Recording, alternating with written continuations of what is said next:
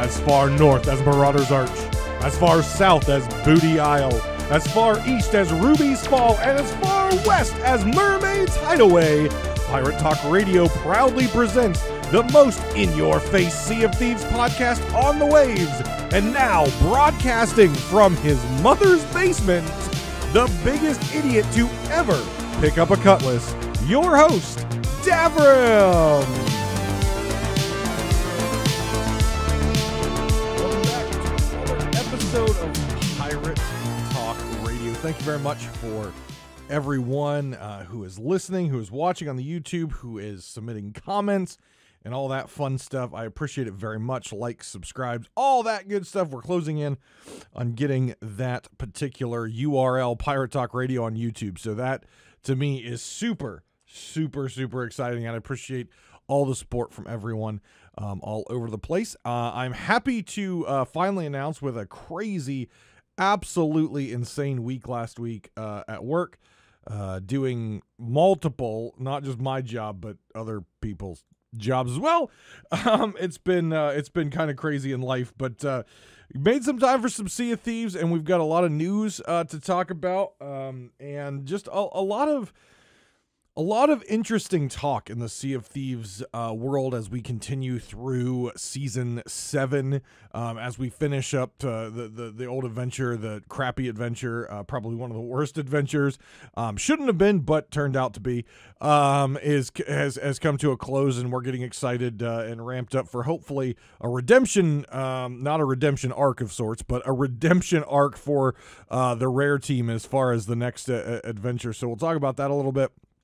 We did get a patch and multiple hotfixes because, well, let's be honest, Rare's struggling right now on the development side. They're just struggling, and I don't know what the reason for is, but they're just struggling as new updates come out. We're seeing more and more.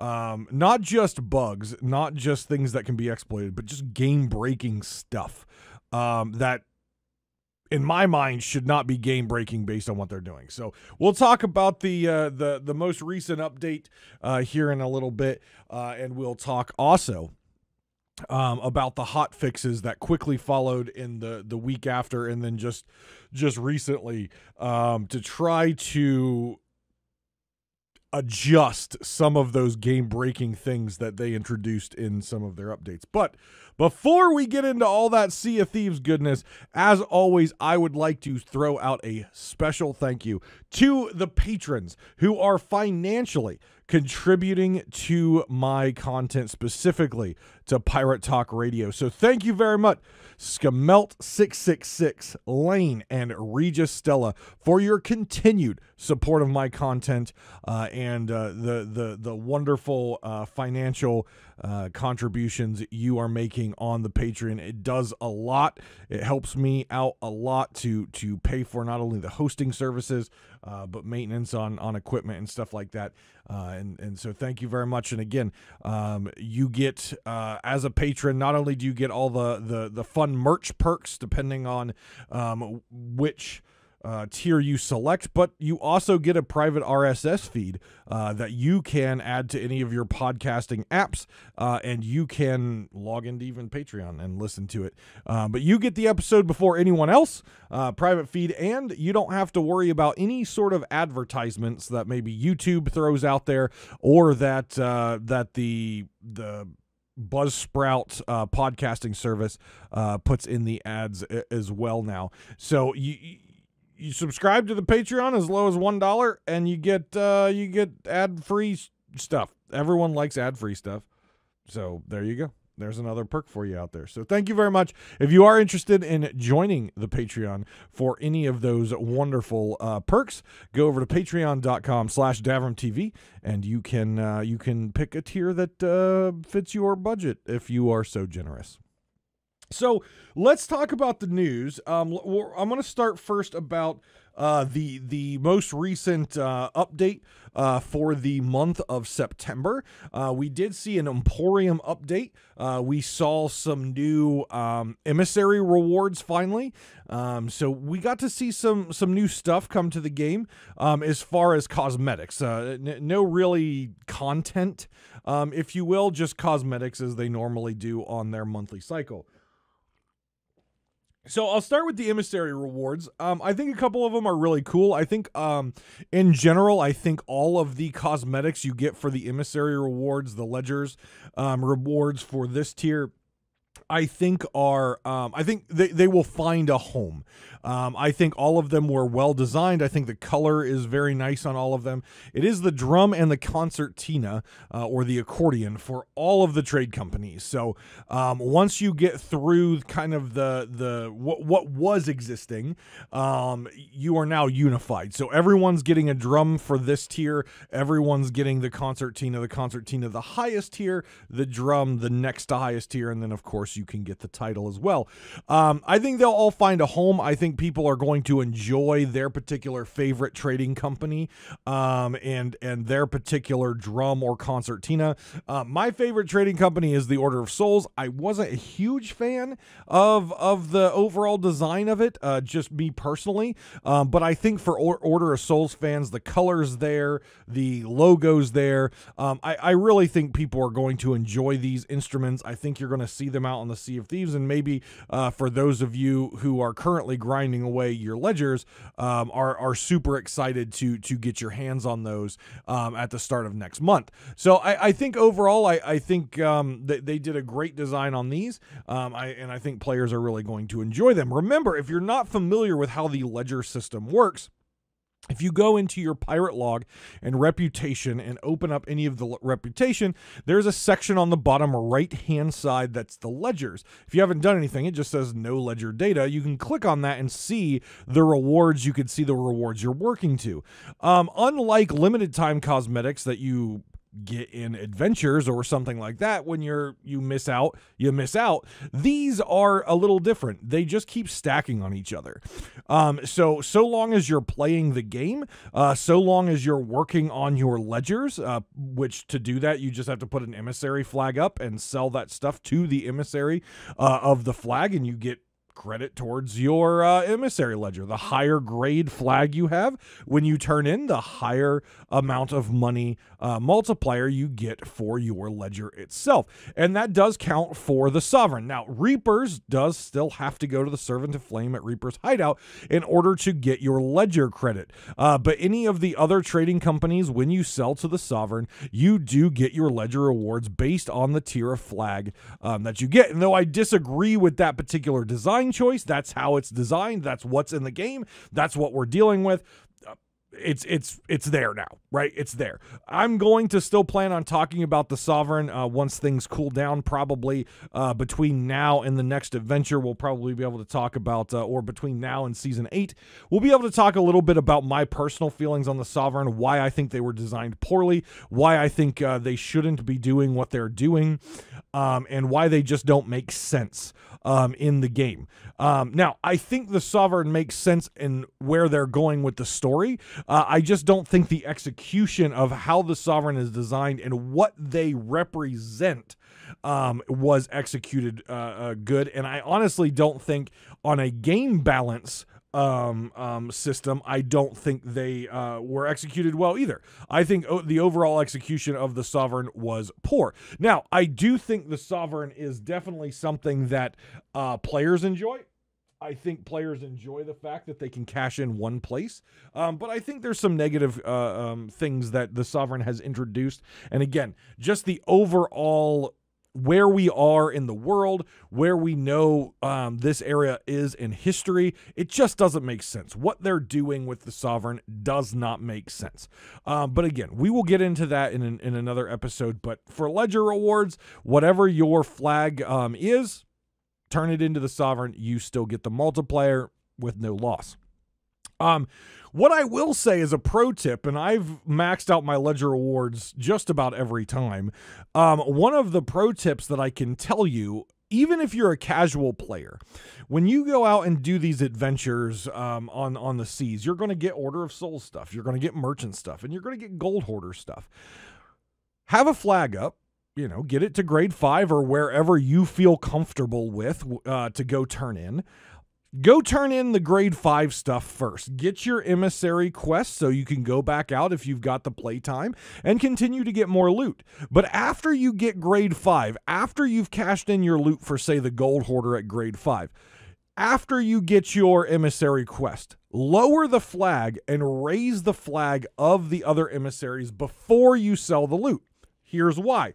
You do not get a multiplier. You will not get a multiplier for having the emissary flag up because it's only grade 1. So there is no multiplier. But the base value of what you're selling does go to your ledger. And what I will tell you is there's been many months, especially with Merchant, Gold Hoarder, and Order of Souls, that I never did any major voyages for them and got them up to grade 5. I would work on Athena with Thieves Haven runs back in the day. I would work on whatever I'm working on, and I would then just at grade 1 sell my Merchant stuff, sell my Gold Hoarder stuff, sell my Order of Souls stuff, and I would top the ledger just at grade 1, selling whatever I have. Now, I'm not saying that based on your playtime that you're going to do that. What I'm saying is it helps. And if you get a good voyage in, a grade 5, and you turn that stuff in and you keep nickel and diming it at the grade 1, you will eventually top the ledgers. And it's a way for you to continue to work on getting all of your ledgers topped if that's something you care about to get the cosmetics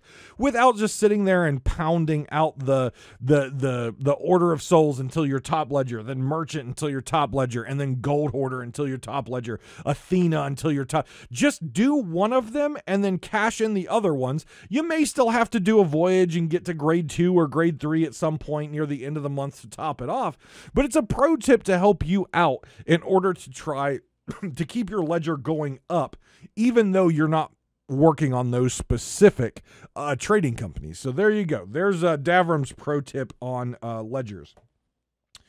Now, as far as the Emporium goes, if anyone's watched my stream, they will know that I buy everything Sea of Thieves.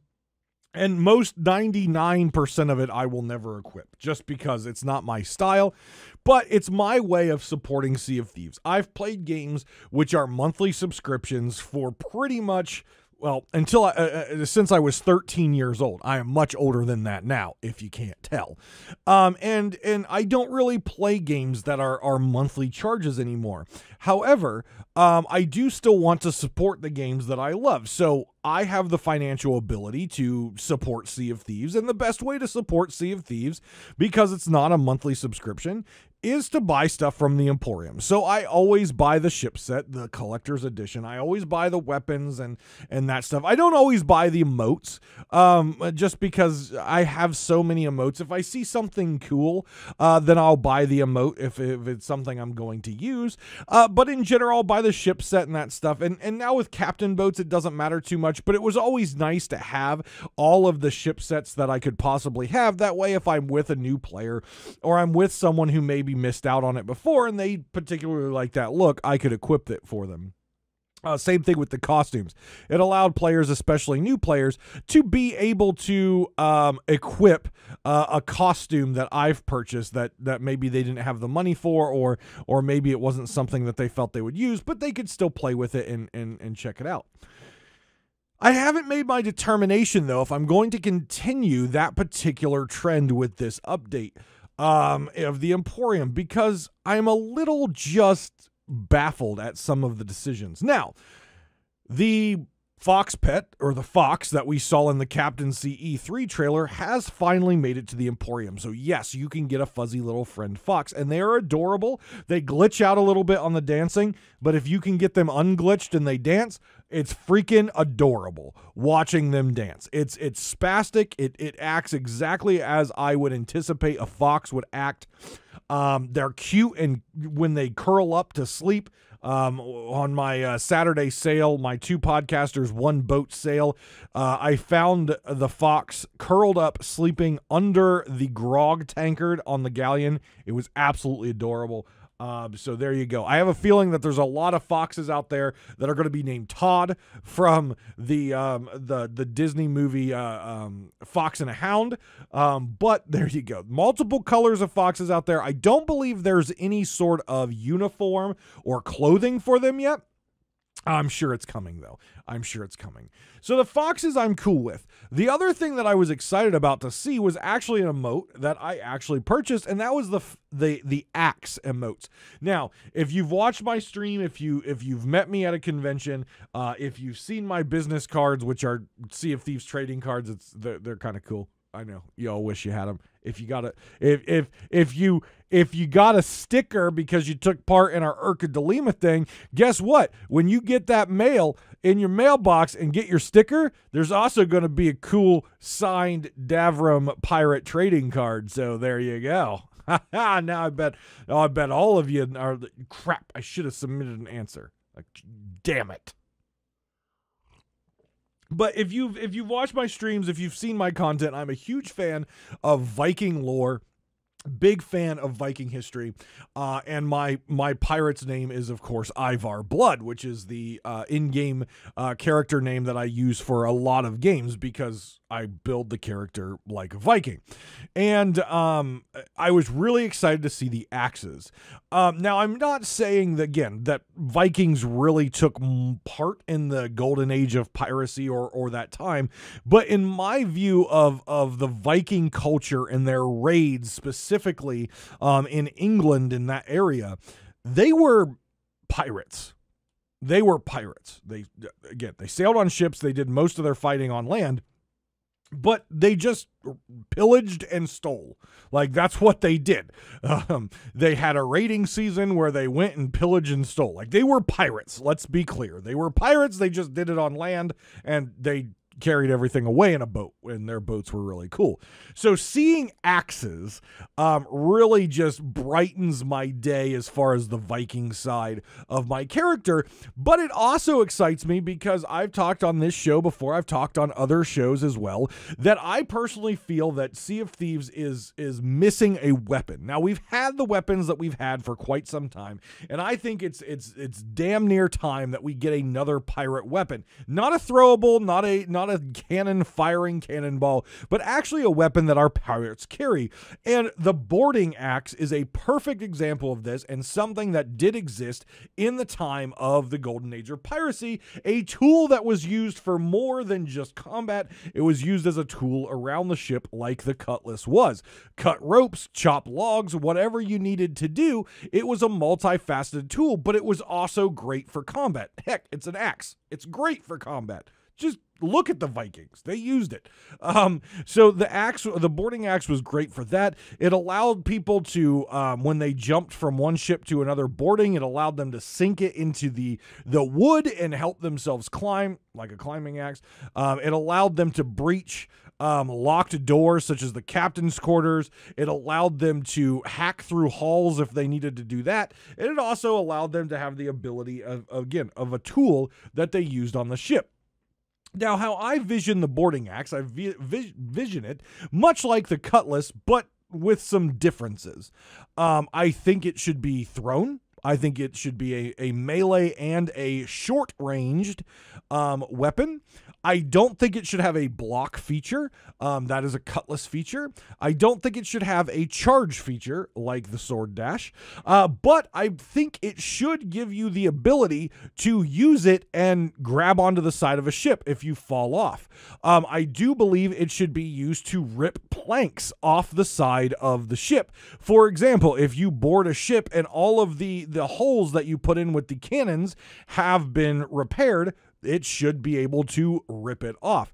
I also believe, because of how a axe would do damage to people back then, it should be a 2-shot hit with a slower swing speed, so you can't just crazy melee with it, and it can be obviously blocked with the cutlass. So I think there's a lot of cool mechanics that they can get in there. I want them to fix combat in general before they do that, but this gives me hope that the boarding axe is something, at least in some way going to be introduced in the game in some time. Now, some of you have already said, well, Davrim, it's already in the game. Technically, yes. There is a weapon shop. I don't know which one off the top of my head now, but there is a weapon shop in the game that if you look up into the rafters, you can see a boarding axe already in the game on display in a weapon shop.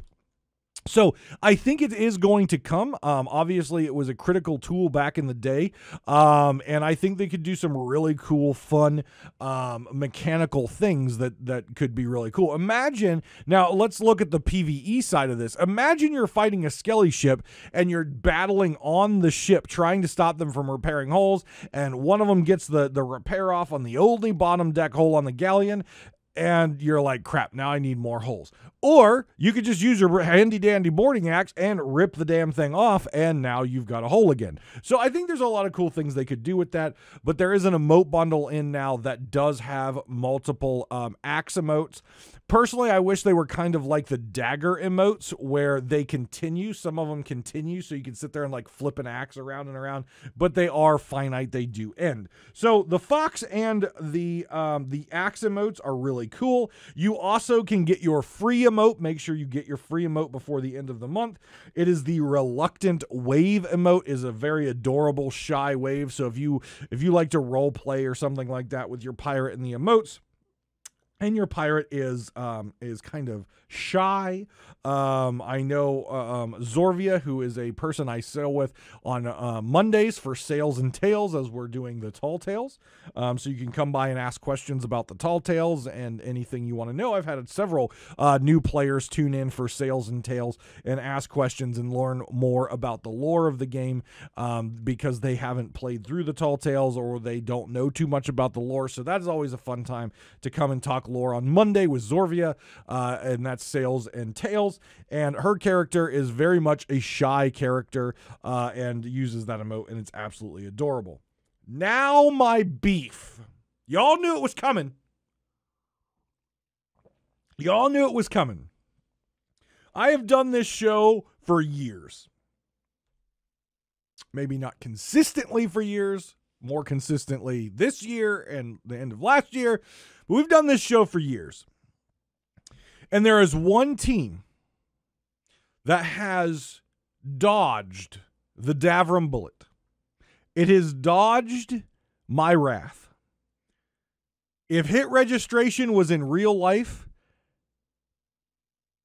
I've got hit regged on them every time. And that is the art team. Because they do colors brilliantly. They do, even though I may not like what they've drawn or whatever, it's done brilliantly. And yes, some of you are going to say, well, I bet the art team didn't decide on that. Too bad. I'm blaming them because it's their art that was put with the game and it doesn't make sense. The new ship set that has been introduced to the Emporium is the Mandrake Ship Set.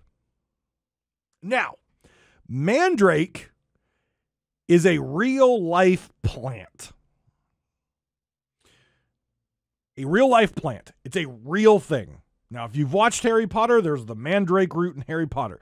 The Mandrake is a real-life plant. There's multiple varieties of it, just like there is other plants. But they are in the same family. They have similarities in their root structure and in their flower types and leaves because that's how plants are familitized. That's even a word. And this ship set is called the Mandrake Ship Set. You know what the problem with the Mandrake Ship Set? There's no mandrakes on it. There's none. There's 0 mandrakes. The flowers on the capstan, the flowers on the cannons, the flowers on the wheel. Okay, I kind of get it. I can work with those. You know what the big problem is? The sails. Okay? The sails and the figurehead. The two main features that everyone sees when you sail the damn thing by are Venus flytraps. Venus flytraps are not mandrakes. I Googled it today because I wanted to make sure I wasn't going to make an idiot of myself because I do that all the time. But the Venus flytrap is not a mandrake. It is not part of that family. It is not a mandrake in any way, shape, or form.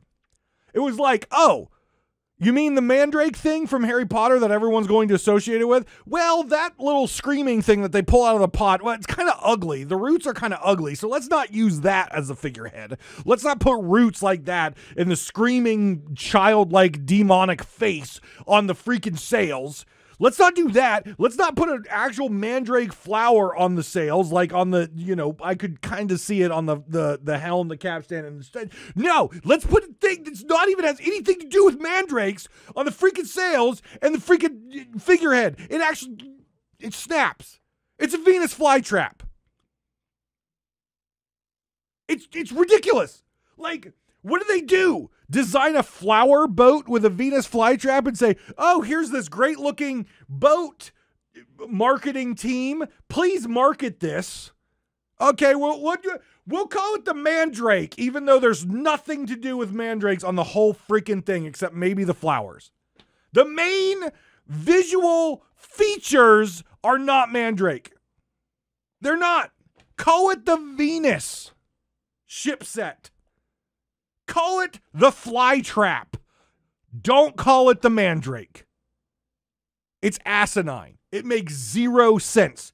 The colors are brilliant. Can't disagree there. And hey, they designed a cannon that looks really cool and it doesn't suck as far as aiming. Good job on that design team and art team. But could you have actually stuck with the theme of your name in Mandrake, please? Throughout the entire thing? Especially the main visual features, please? Not to mention, this show in no way, shape, or form has ever been PG or PG-13. So if what I'm about to say is offensive to you and you're like, oh, he can't say that. Shut up. It's my show and I'm always crude. I'm always lewd. I'm just never nude because the internet doesn't want to see that. Can we talk about what the sails look like? And can we talk about that right now? Because they're vaginas. Okay? All right? I was sailing with someone. I was sailing with Zorvia on Monday. And I said, you know what I have a problem with this Mandrake set? Not only does it have nothing to do with mandrakes, but there's a freaking vagina on them. The main art is a vagina. It's a Venus flytrap when it's closed. It's the JJ when it's closed. And then the collectors, it's all spread open. It's damn JJ spread eagle and you're staring down the hole. I don't understand what the hell they were thinking with this set. Not only taking the name and not doing anything with it, but putting a bloody vagina on the sails. Don't get me wrong, vaginas are cool, all right? I am an equal opportunity lover of bodies, all right?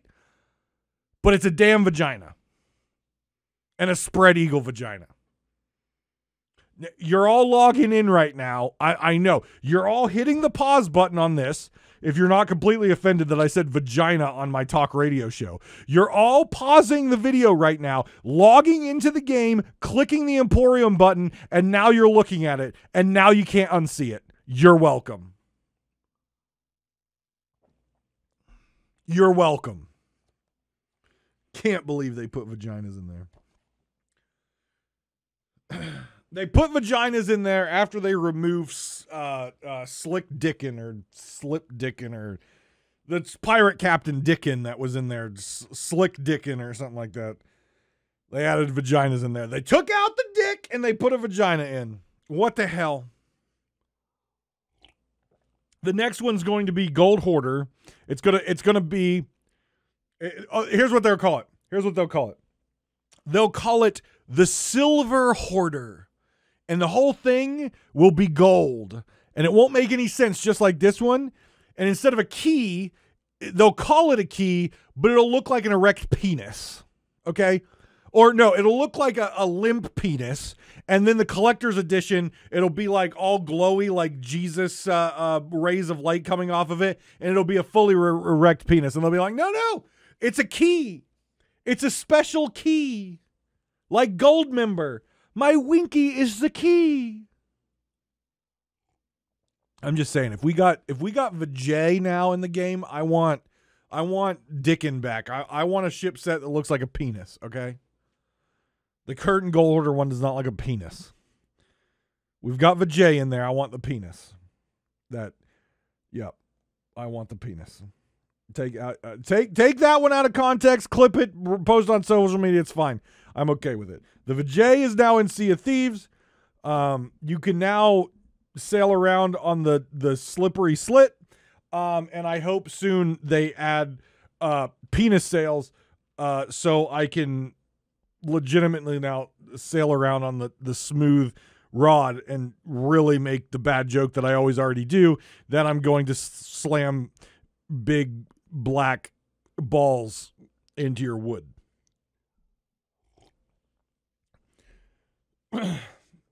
The Sirens Prize adventure. The next adventure. Keeping in mind that this is the start of the next trilogy. So if they're continuing that, we just got the epic finale of our second trilogy. And now we're about to start the next trilogy, which I assume is going to be going back to Flameheart Junior and Flameheart Senior. And we learn a little bit about this in the little monthly update.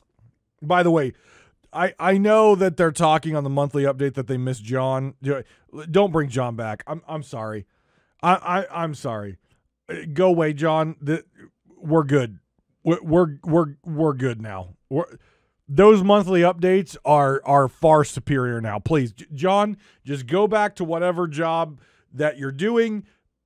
Unfortunately, have not done well in the past, but keep doing, keep trying. I believe in you, and your tight t-shirts. But leave the monthly updates to this man, because god damn, the voice of Sea of Thieves sounds good on those monthly updates. So the Sirens Prize. Now, if we dive into this a little bit and think about it and think about what we know based on the history of a pirate's life, my only thought process, since we know that the Flameheart storyline has to come to a close at the end of the year, that is what they told us it would be, and they haven't told us it's going to change. The only thing I can think of coming back from the Dark Brethren, we'll get you next time, Gadget Poof. Coming back from them, back to the Flameheart Jr. storyline, the only thing that I can think of that's the Sirens Prize is the Silver Blade, which we learned is in the Sunken Kingdom. And in our little teaser, when we were talking about this update, it was said that we will be going back underwater. We will be returning to the Sunken Kingdom. So in my mind, it just plays out. The Sirens Prize is the Silver Blade, and we're going to be going back into the Sunken Kingdom. Maybe we're going to see Flameheart Jr. and Flameheart trying to rise the Silver Blade from the Sunken Kingdom now that the Siren Queen has been vanquished, having it as a true, flagship for Flameheart that's not a ghost ship. I don't know, but I feel like we're going to be returning to the Silver Blade storyline, maybe learning a little bit more about it, and I think it's going to start pulling us back into the Senior Junior storyline, and keeping in mind that this Flameheart storyline is to end by the end of the year, and what's really interesting is the timing that they reintroduced the Dark Brethren after doing the failed War of Golden Sands.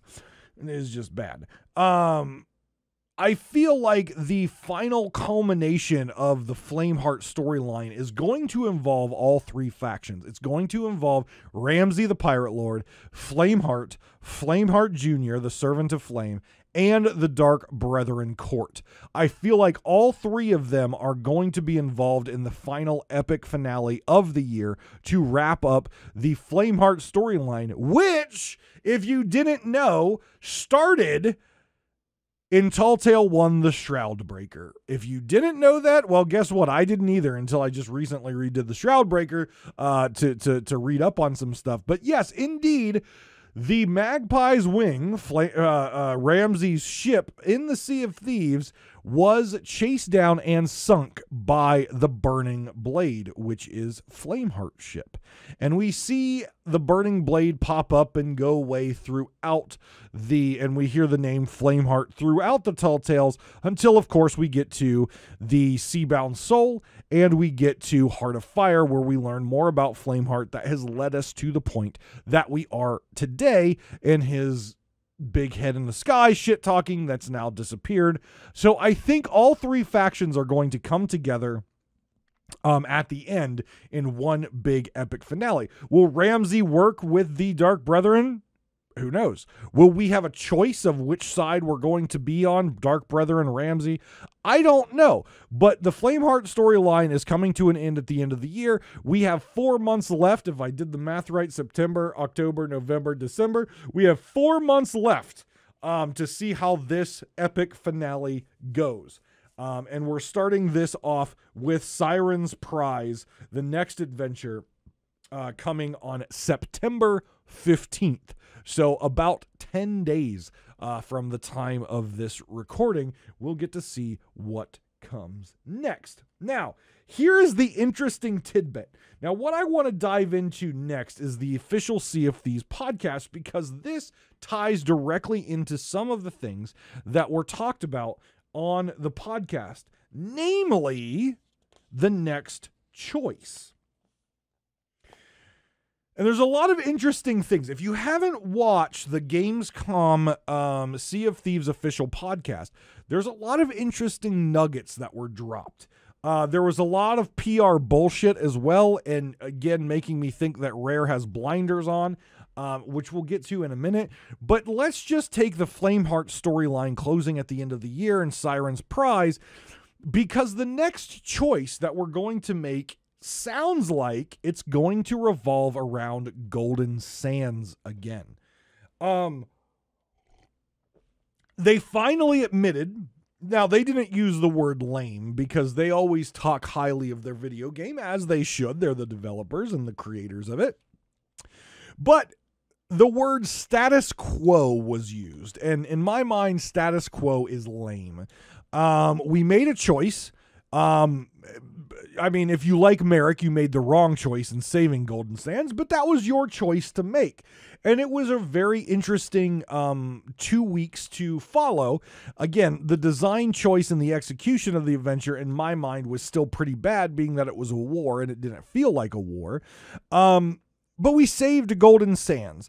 And in all honesty, aside from a couple Reaper masks and a couple cannons on the shoreline, Golden Sands is the same as it was. The merchants have returned, all the buildings, and it really doesn't look like it went through a war. There's a couple craters here and there, but in general, it just feels, as they stated, the status quo, which is pretty lame, especially since we were expecting something to change. Now, if we trust what Rare says, and I'm iffy on that sometimes now based on what they've said and done, but they said they didn't know the outcome, so they had to plan for both, but you're not going to waste and use development time to program both. You're going to wait until the decision is hashed out, and then you're going to slowly introduce those changes. And I feel like this was an opportunity for them to take the next step in the game. And Mike Chapman said in Season 8, so we're, months out from Season 8, but in Season 8, we are going to experience a new environment. It's something the community, these are his words, something the community has been waiting for a while. It gives you a new type of a way to play the game. There's new rewards that will be introduced for it. And it will give players who enjoy role play the ability to do this more openly and in a lot more interesting place. Now, why does this have anything to do with Flameheart? Why does this have anything to do with saving Golden Sands versus ruining Golden Sands? Because the next decision point is going to revolve around Golden Sands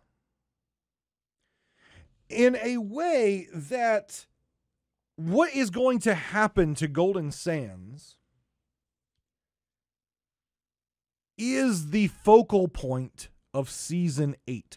Not necessarily the choice, per se, but what our choice to save Golden Sands meant. And the words Mike used were very specific. And did you realize that you've been sailing Sea of Thieves and utilizing outposts? Yeah, I did. But then the next thing is we deliberately and very specifically use the terms outposts, which are meant to be small points that you can break awake from. In the past, in history, outposts might be like war camps that people use to launch attacks from.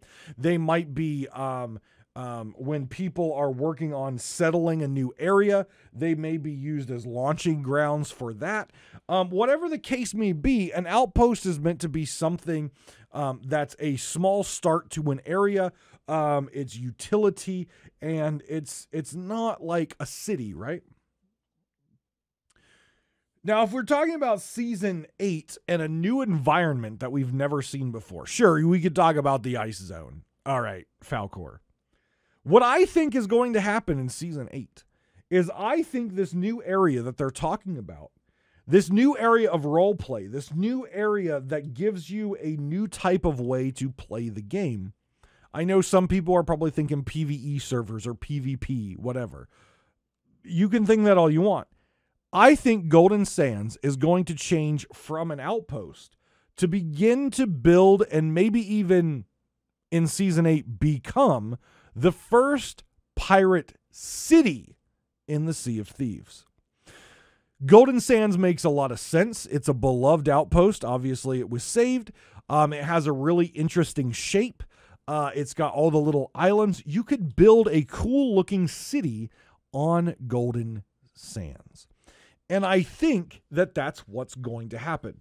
It would give basically a new thing for us to do. Enter a city, hang out with the NPCs, basically Portal of the Dam type thing, where you go into the city such as something like you do in a pirate's life, and it's full of life. There's vendors around, there's people, there's children, and things like that.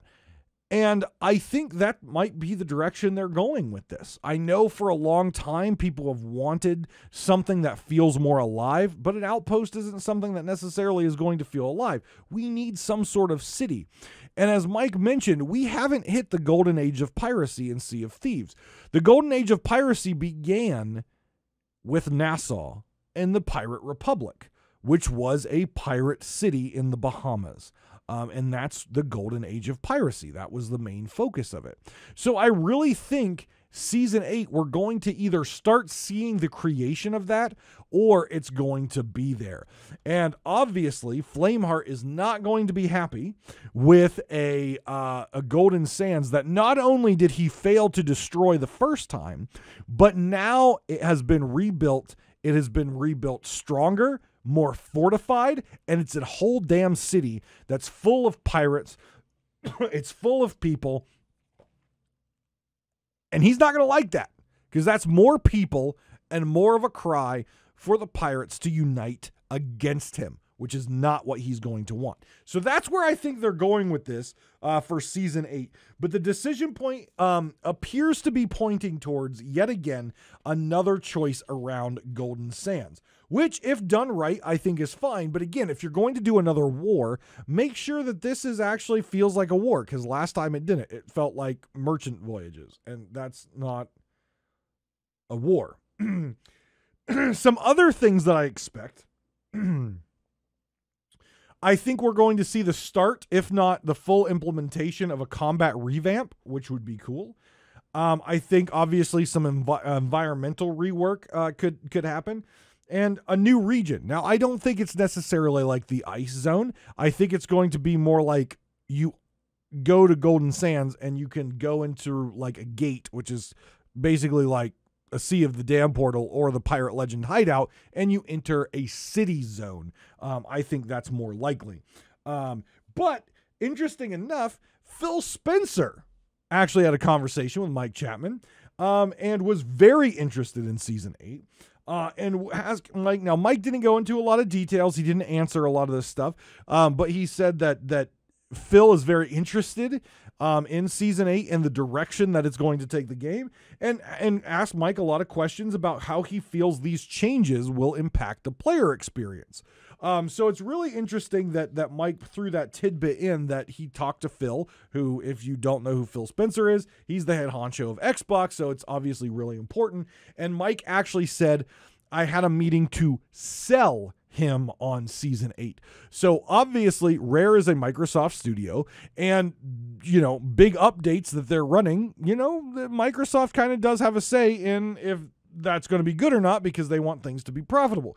And I think Rare has a lot of liberty in that, as they've proven time and time again that they can keep a player base, at least a hardcore player base, and they can be a main feature of the Xbox and the Game Pass system. So I think they have a lot of liberties there, but it sounds to me like Season 8 is going to be big. And I'm not talking Disney Pirates Life big. I'm talking equally big, but Sea of Thieves only. Not Disney, not someone else, though I would love to see Game of Thrones in there, because I would love like Valar Morghulis and stuff like that, but it's not going to happen. But and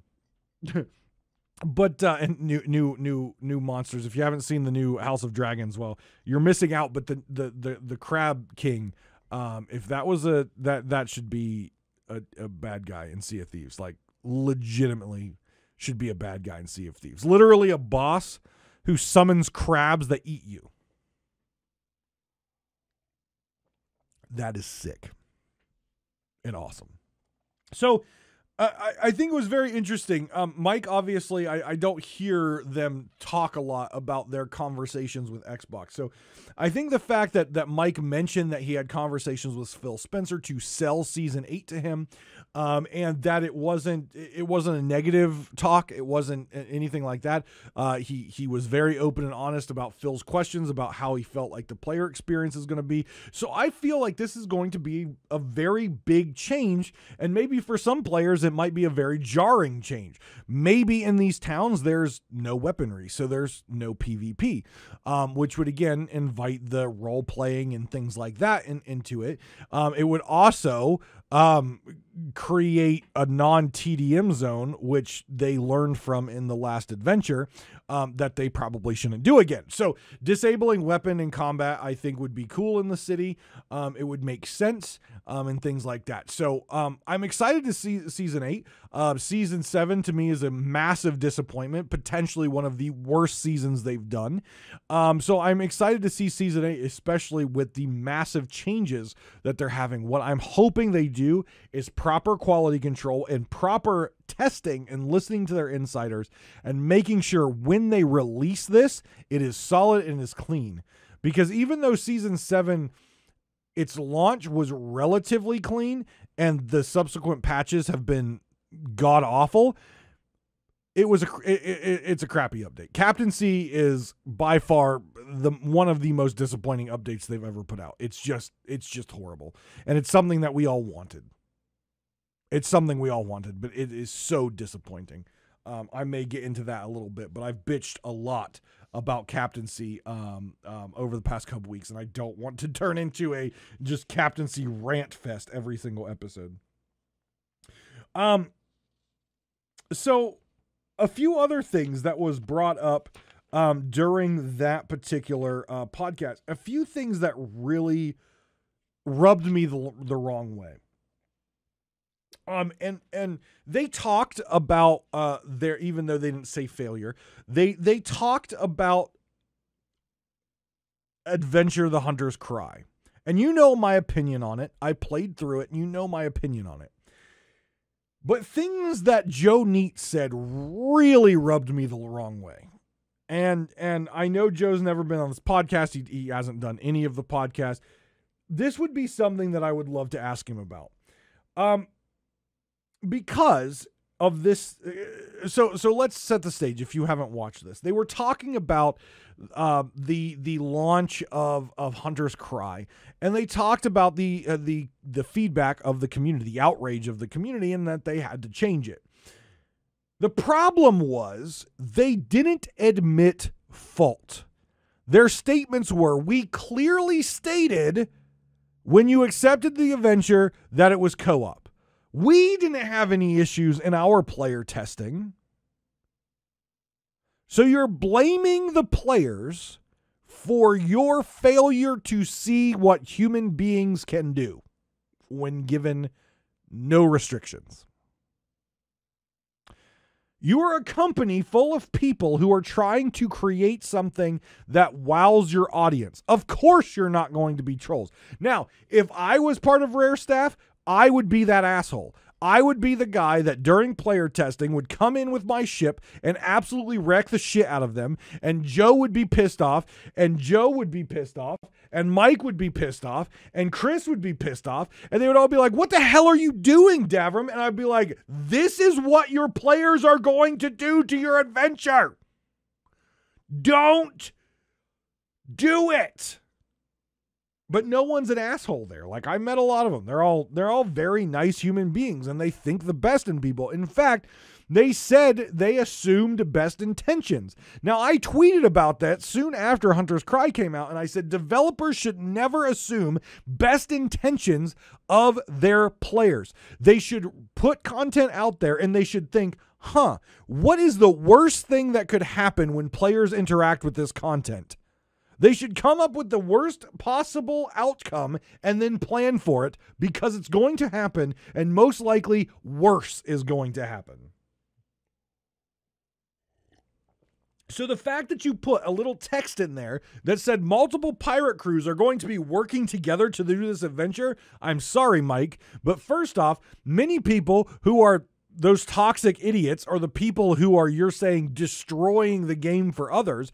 I hate to be the bearer of bad news. A lot of them are not probably reading what it says. And when they see co-op, they're probably laughing at you. And they're probably like, I don't care if it says co-op. It's going to let me shoot someone. I'm going to shoot someone. But what really bothers me is what Joe Neat said. This really, really bothers me. He said, if players submitted reports with evidence of toxic play or going against the adventure's intent, we will and have taken actions against them. Toxic players, I agree.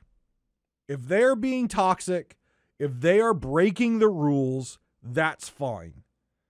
But going against the adventure's intent, that's a you problem. That is a Rare problem. That is a Sea of Thieves problem. That is not a player problem. You put players in a situation that was enclosed, that people couldn't run, with limited time cosmetics, and did not disable PvP. You literally put the lighter in the gases of gasoline. You are the one that created that combustible situation that led to poor player experiences. Do not blame your player base for PvPing when you literally opened the doors to them. Do not punish your players for failure to identify your player base and what they are going to do. Yes, the majority of Sea of Thieves players are not toxic. Yes, the majority of Sea of Thieves players will read what the Pirate Lord says. Yes, the majority of Sea of Thieves players will play nice. But that is not all of them. And clearly, it was a large chunk of people that were in there doing that. And so, What is the adventure's intent? You can type whatever the hell you want. Ramsey could literally stand on your ship and yell at you the entire time.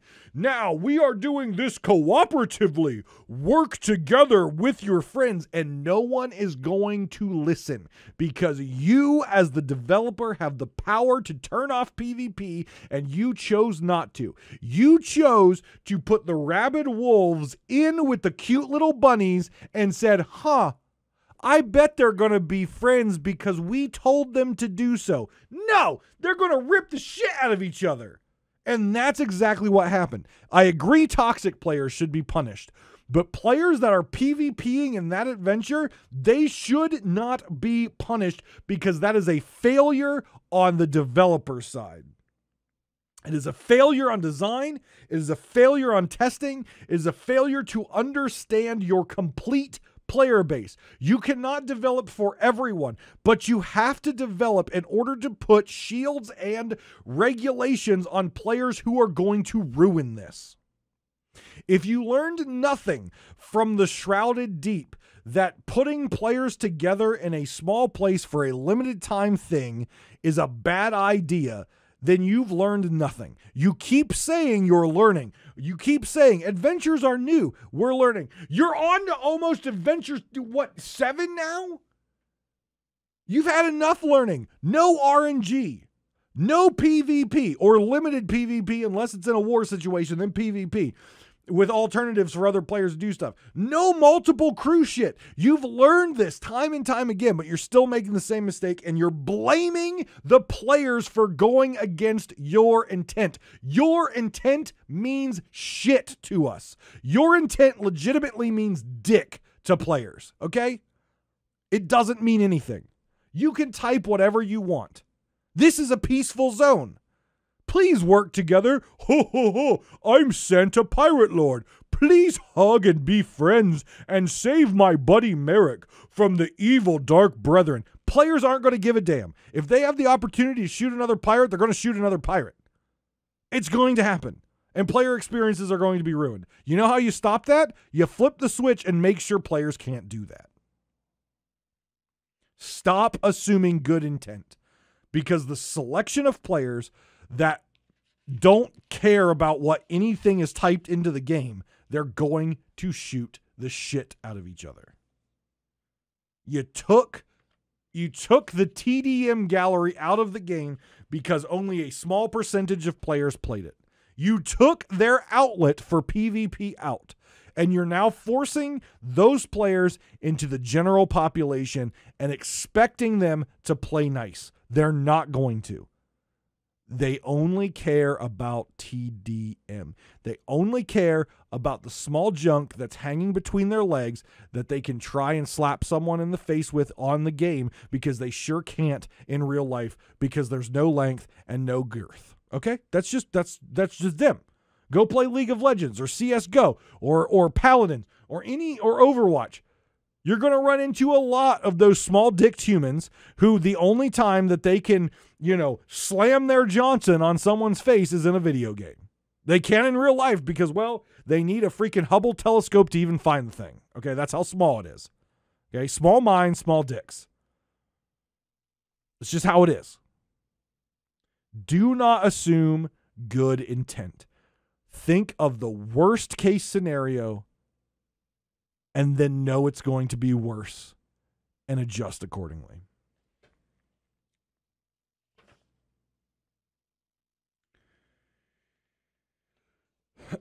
So let me tell you why Season 7 is by far going to go down in history as one of their worst seasons. Most anticipated, but most disappointing seasons. Let's run this down real quick. With the most recent patch that gave us the Emporium update and cute foxes, it also gave us a horrible Veil Voyage exploit, which allowed players to cancel Veil Voyages over and over and over again to have a massive pile of loot. Rare did say this is a bannable offense, but guess what? It's their negligence in QAing and their negligence in coding and building this that caused it. So no, I don't believe those players should be punished for exploiting the shit code that you guys guys put out there and said, hey, look, it's great. It's awesome. No, you guys fucked up. Don't punish the player for your fuck up. Also, while fixing in a hotfix soon after the Emporium patch, in that hotfix where they fixed their horrible code that caused the Veil Voyage exploit, they broke swords completely. Now, I'm saying, when I say break swords completely, I'm not saying that's in M1 spam, M1 spam, M1 spam with a couple blocks and a sword dodge. I'm literally saying they broke the sword to the point where you couldn't block with it. Legitimately made the sword absolutely useless aside from a noodle arm. How fixing the Veil Voyage and somehow affected swords, I have no idea. In that Italian restaurant of spaghetti bowl that we call Sea of Thieves codes, somehow they pulled a meatball out, which was the problem with the Veil Voyage, and somehow got a crouton in there, which was sword breaking. I have no idea how that was. So they had to hotfix that out. So legitimately, in the first week of the new Emporium update, they had 2 major hotfixes to fix shit that they broke. If that doesn't tell you how bad the QA is and how bad the coding is right now at Rare, I don't know what to tell you. It's just bad. Other issues which have not been addressed. Harpoons are still broken. If you're carrying a piece of loot, instead of when a harpoon hits the loot and pulling it to shore out of your hands, it drops at your feet, sometimes grabbing the player behind it and leaving the loot behind.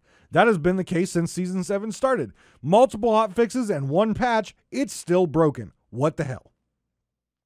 Captain ships are resetting. There is a bug out there where people are reporting that their captain ship that they've paid for gets completely reset and it disappears off the face of the planet. I'm sure they could open a support ticket in a matter of, a couple weeks. The support people, once they get through the entire long list of Hunter's Cry, might be sometime next year, honestly, because of how bad that adventure was. Once they get through that queue, then they might be able to get your ship back. But until then, you're screwed and all your progress is gone. And probably by the time they actually find your ticket and look at it, they'll be like, oh, that happened too long ago. We're sorry. Here's a free voyage because we know how much you love free voyages. The captain ship's log, the login is bugged. So there are times where you log in with your captain ship, and when you get in, it's not your captain ship, and you have to log out and log back in, and oh, there's your captain ship again. Literally, the cornerstone of your damn update is broken, not to mention all this other stuff which wasn't broken in the past, but now is somehow broken and continues to be broken, even though they're major features in the game. This is why Season 7 is garbage. Then you get this atrocious, awful, horrible, bullshit PR spin. Mike, I love you to death, man. You are so cool, but please stop saying captaincy offers new ways to play. Please stop saying that. It does not offer players new ways to play. It just adds another level of shit for them to do that they've already done. I think having the milestone system on ships being fresh is absolutely fine. As you mentioned on the official Sea of Thieves podcast, players have just been using a ship. Now they own their own. That makes sense. Allow the milestones to stay on the player. But do not tell me that the milestone system is supposed to be the story and to tell a story about your pirate, because it doesn't tell you the story about my pirate. My pirate is 3 years old. The only story that Captaincy tells me about my pirate is what has happened since Season 7 started. That does not tell the story of my pirate. My pirate started 3 years ago. That would tell the story of my pirate. Stop saying Captaincy gives players a new way to play. It does not. You're playing the game the exact same way you did when seasons started, before seasons existed. You're doing the exact same thing, and all that it's doing now is keeping track of things that it didn't keep track of before and retracking things that it has kept track before, but, they never happened because it was before Season 7, and you guys are idiots and can't think to say, oh, you mean there's pirates older than Season 7 out there, and they've collected 300 chests. They've sailed thousands of miles on Athena voyages. They've done how many gold hoarder voyages? They've delivered how many animals? They've sold how many fish? Oh, no. None of that matters because it's season 7 and on. That is just garbage, okay? Like I said, Mike, I completely respect you. I love the fact that you build an amazing world, an amazing story, but stop saying captaincy offers new ways to play. It does not. 100% does not, and is a slap in the face of players who've been playing for 3 and 4 years and have done all this shit and now get no credit. It's not the story of our pirates. It's the story of our pirates from season 7 and on. It ignores everything our pirates did before this. Ignores it all. And that is the fact. They continue to talk about how positive season 7 is. But they're missing the key issues that players care about. And that is they care about what they have done. They care about the time they've invested to do commendations. They care about that. And they should get credit for that. Don't tell me it's not tracked. Stop telling me it's not tracked. I know it's tracked. It's in Xbox achievements. It's in Steam achievements. It's in your commendation system. I don't care if I've killed 500 I don't care if I've killed 1,000 skeleton ships and your commendation only tracks 300 or 500. Give me credit for what I've done because that is there. If it stops tracking, if you don't have data past whatever that grade 5 max commendation is, fine. That's okay. I'm okay with that. It wasn't built into the game. But there was a tracking system there, and you completely ignored it, and you completely slapped players in the face with that. Stop telling me it's a new way to play. Stop telling me how positive season 7 is, because I can tell you right now, the community at large, if you gave them a choice, if you sat them down and gave them a poll and says, and your options are, I am happy with season 7 as is, yes or no. And the follow-up question is, I would be more happy if season 7 gave me credit for everything my pirate did up to season 7. I promise you, players would be more happy with season 7 if you gave them the true story of their pirate instead of a chopped off version of their pirate. You're not telling the complete story. You've literally, if I went and got my copy of Heart of Fire, which I haven't read yet, it's sitting out there, okay? If I got that, and what I did was I turned to the last 5 pages of the book, and I ripped everything out. I ripped the first whole section of the book out, and I kept the last 5 pages. That's what you've done to our pirates. And you're telling us that these 5 pages, that's the story of our pirate? Bullshit.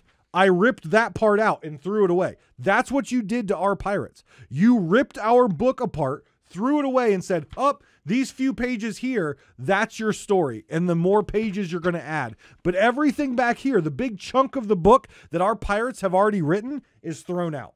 So stop with the bullshit PR. Stop trying to make yourselves feel like you did the right thing and just own up and say, okay, we did the wrong thing. You know, it isn't the complete story of our pirates. Either you're going to retrofit it, which you're not going to, we already know that, or you're not going to retrofit it, but at least come out and tell us, you know what, we probably should have done this differently. It's in the past now, we can't change it. Just own up to your screw ups and stop giving this stupid bullshit. I'm tired of the bullshit.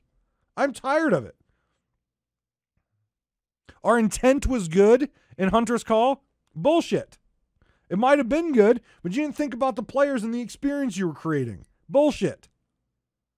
Season 7 is really positive. Bullshit. You just ignored the past 4 years of your players. Bullshit. Captaincy tells you the unique story of your pirate. Bullshit. The unique story of my pirate started a long time ago. Stop with the happy unicorn and rainbow PR junk. You screwed up and you don't want to admit to it because captaincy is something people have wanted for a long time and you gave them a pile of disappointment.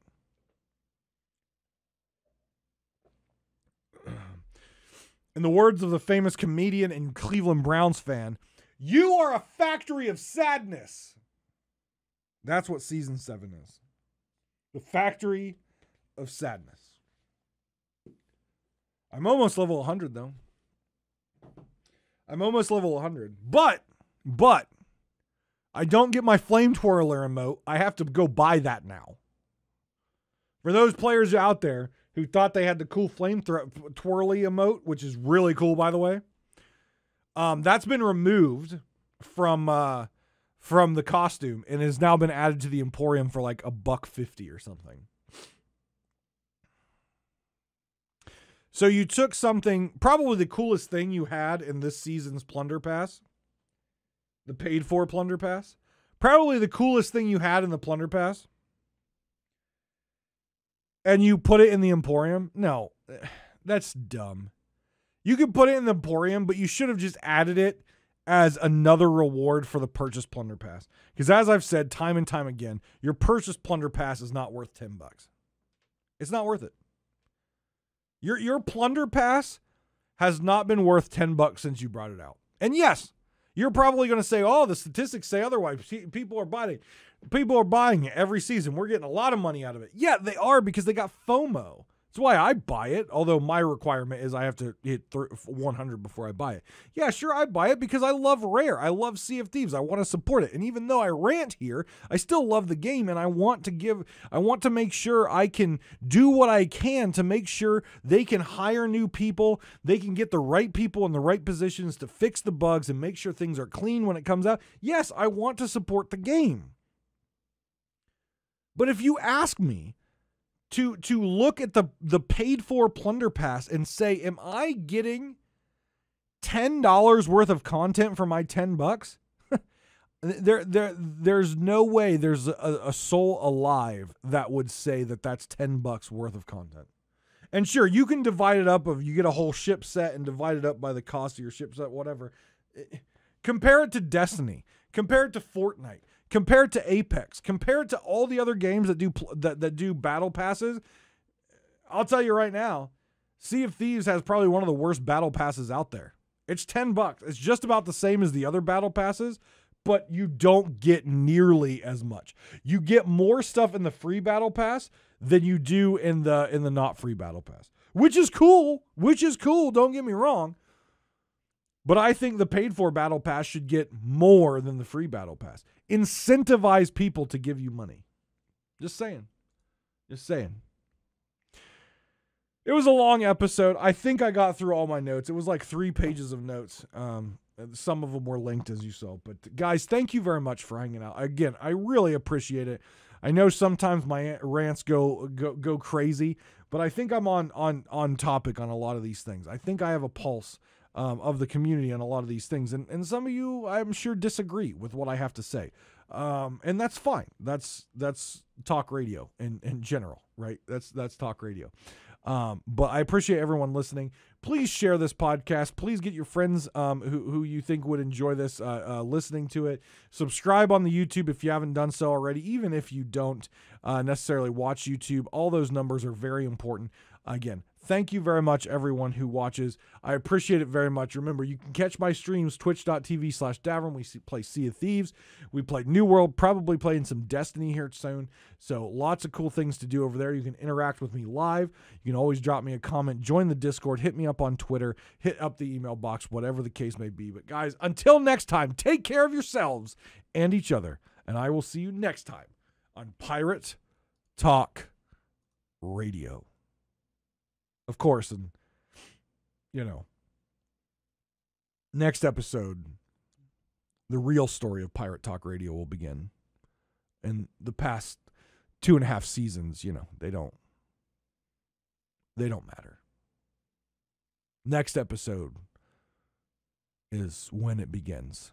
Truly begins.